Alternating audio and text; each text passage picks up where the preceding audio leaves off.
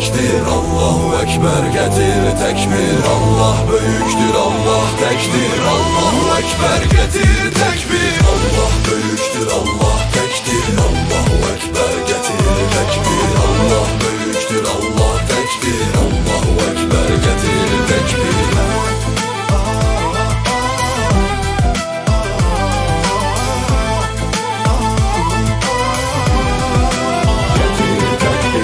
Mənim əqidəm Allah, mənim əqidəm etməmək günah, mənim əqidəm Kitabul Quran, mənim əqidəm Mubinul Bəyan, mənim əqidəm Mizanul Məhşər, mənim əqidəm Cənnətül Kövsər, mənim əqidəm Sıratul Mustaqim, mənim əqidəm Həyatul Muqim, mənim əqidəm Cəhənnəm izdirabı, mənim əqidəm qəbir əzabı, mənim əqidəm Lövhul Məhfuz, qeyd olunub orada talihil nüfuz, mənim əqidəm qadına hicab, əmr olunub ona verəcək hesab. Vallahi əgər verməsə cavab, o anda o yerdə bağlanmış kitab. Mənim əqidəm aləmul mələkat, ilahi əmirlə edərlər hərəkət. Mənim əqidəm aləmul qeyb, inanmayana Allah kafirdir. Allah böyükdür, Allah təkdir. Allahu Ekber, getir tekbir. Allah böyükdür, Allah təkdir. Allahu Ekber, getir tekbir. Allah böyükdür, Allah təkdir.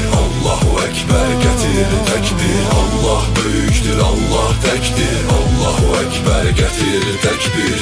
Mənim əqidəm əqidə-i nübüvvət, mənim əqidəm əqidə-i imamət, mənim əqidəm səhabe-i ikramdır, mənim əqidəm tövhidlə ramdır, mənim əqidəm kəlmə-i şəhadət, imanla göz yumum həyata nəhayət, mənim əqidəm əhləl beyt, mənim əqidəm həqiqətləri qeyd, mənim əqidəm Kəbə-i Məzzəm, mənim əqidəm möcüzə-i Zəmzəm, mənim əqidəm müsibəti Kərbəla, mənim əqidəm əqidə-i əla, mənim əqidəm şəhrul Ramazan, mənim əqidəm minarədəki əzan, mənim əqidəm əmr olunan namaz, bundan qaçmaq qətiyyən olmaz. Mənim əqidəm şəhid şühada, mənim əqidəm gəlib quraba, mənim əqidəm fəqir fuqara, İdəl qurban yollar aşağı. Mənim əqidəm millətim ocağım, mənim əqidəm gerbim çırağım, mənim əqidəm himnim bayrağım, mənim əqidəm vətənim torpağım. Allah böyükdür, Allah təkdir. Allahu Ekber, getir tekbir. Allah böyükdür, Allah təkdir. Allahu Ekber, getir tekbir.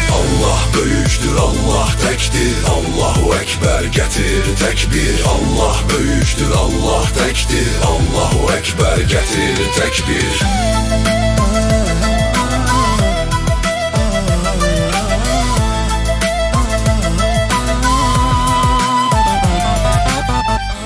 Ey kafirler, teslim olmayacağız size. Ne yapsanız da bize boyun eğdiremeyeceksiniz. Ve bilesiniz ki Allah'a galip gelemeyeceksiniz.